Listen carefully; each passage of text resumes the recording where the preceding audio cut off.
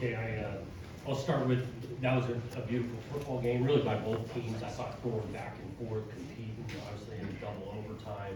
Appreciate the crowd, I thought it made a difference. That was an electric atmosphere, student sections, yes, but the whole place. It was a beautiful football game, and it was a beautiful locker room after that. Really proud of the guys who just continue to fight and find a way, and especially I think about the second half, coming out and getting that early score, get some momentum going. But they played well too. I thought both quarterbacks played really, really well tonight. And it came down to us getting a stop on a 2-point conversion and us executing to finish the deal. So really proud of the guys.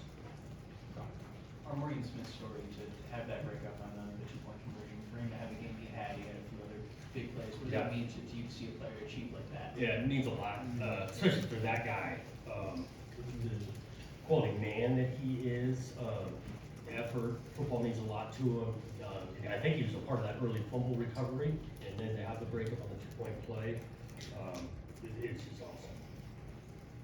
Steve. Jonathan, one of the themes from your players when you're talking was that this is a game that last year's team probably wouldn't have won. I'm wondering what is the trait or quality that's either stronger or is here now that maybe wasn't a year ago that allows that thing to happen for them to feel that way, that this is an outcome that wouldn't have been. Yeah, I think there's been growth, there's a closeness of bond, that we gotta do this thing together. Experience, we've got some more experience. I think I go back to playing these guys last year, that experience, we need to learn from every game and that kind of thing. But I do think the confidence grew offensively in the second half, that you could continue to go, and again, the defense holding them to 6. I think there was some confidence there, and these guys are aware, these are long football games. There's gonna be momentum swings going back and forth. Just really proud of the toughness they showed for more than 60 minutes. Coach, what does it mean? Because last season, you always would find yourself in positions where good first half, you might not be able to close it, but today, finally all pieced together and you got the victory. What does that mean? Yeah, I think it's a step forward. That we found a way to win it like this. Again, this is game 2, and we're hoping to play a lot more games beyond just 12 type thing. And so it's early, but again, we talked about confidence can come from displayed performance, and these guys did it tonight. Hopefully, their confidence continues to grow. Jonathan, I know you've only been here a year and 10 minutes. I gotta believe that would be your finest moment as a coach here. And what was it like to see your players celebrate like that after a win? Really, yeah, that was meaningful for them to battle that thing out, get into that locker room, hugs going around, accomplishment at home. To win a game like that is big, and we've got to take advantage of it now and grow from it. But it was really just happy for this, because there's a lot of players in that locker room been working now. It hasn't always gone their way, but came together tonight, and I think we're going to grow stronger from it. I think I heard Nick Marsh say he told you were one of the coaches, I'm one-on-one, give me the damn ball. You okay with that? I think if that's the case, he's probably right. If it's one-on-one.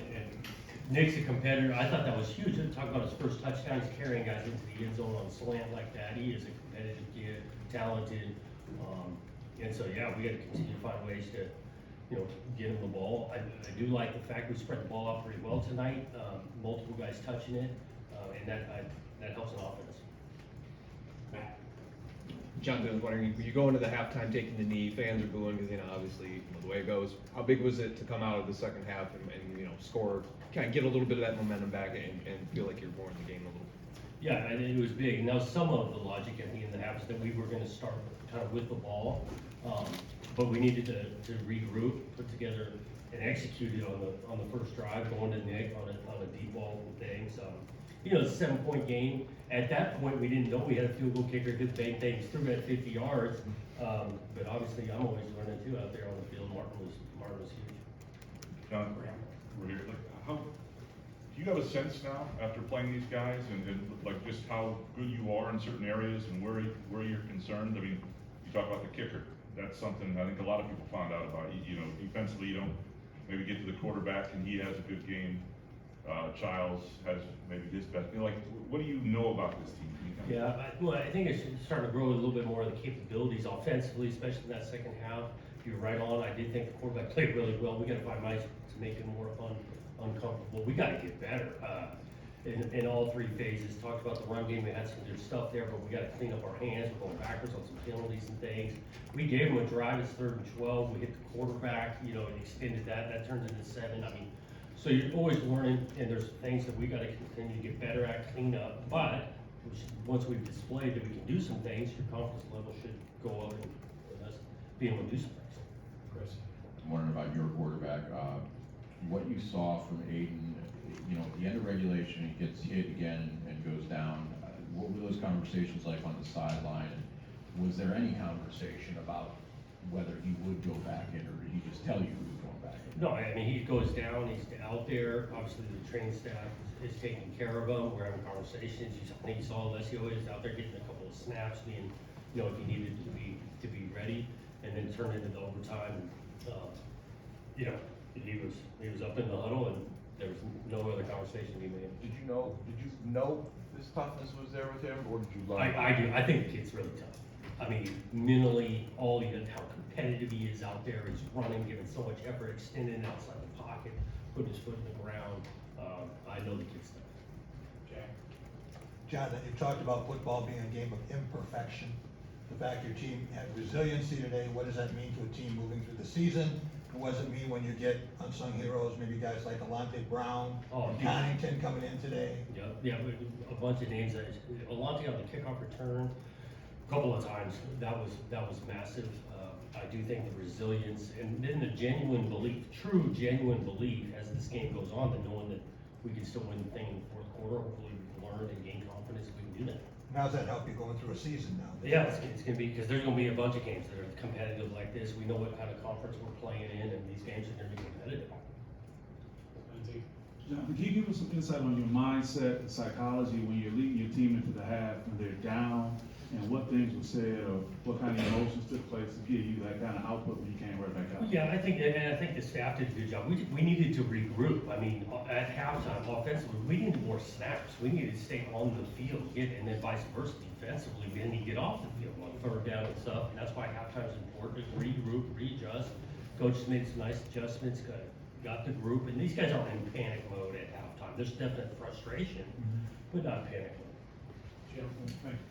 Can you talk about how tough it was to stop Boston College's pass attack tonight, and what Michigan State tried to do to make adjustments as you went? Yeah, the challenge is schematically too, because they're flooding boundaries some of the times, that you don't get a lot of people doing that. Again, I think the quarterback, besides being accurate, he could go through a progression. He's not just throwing it to the first guy, he's going through multiple reads. I think Levin's a really good player. Tight end caught the ball, he's a good player. Throw that along in with a coaching staff schematically, those guys are really good. So all of that challenges. I know on our end, we did miscommunicate a couple of times. You want the crowd into it, you want it to be nice and loud on 3rd down.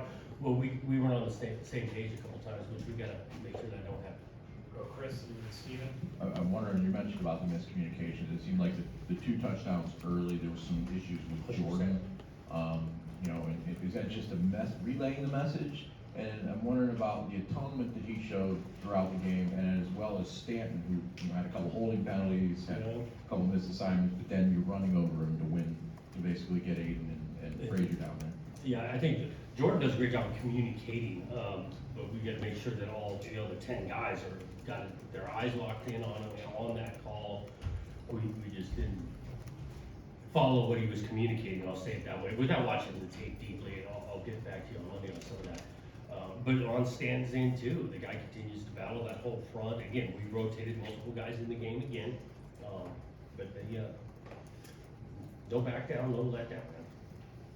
I'm curious the difference between this defense when Malik is out there and that little spell when he was out with the injury, whatever he's dealing with in that first half.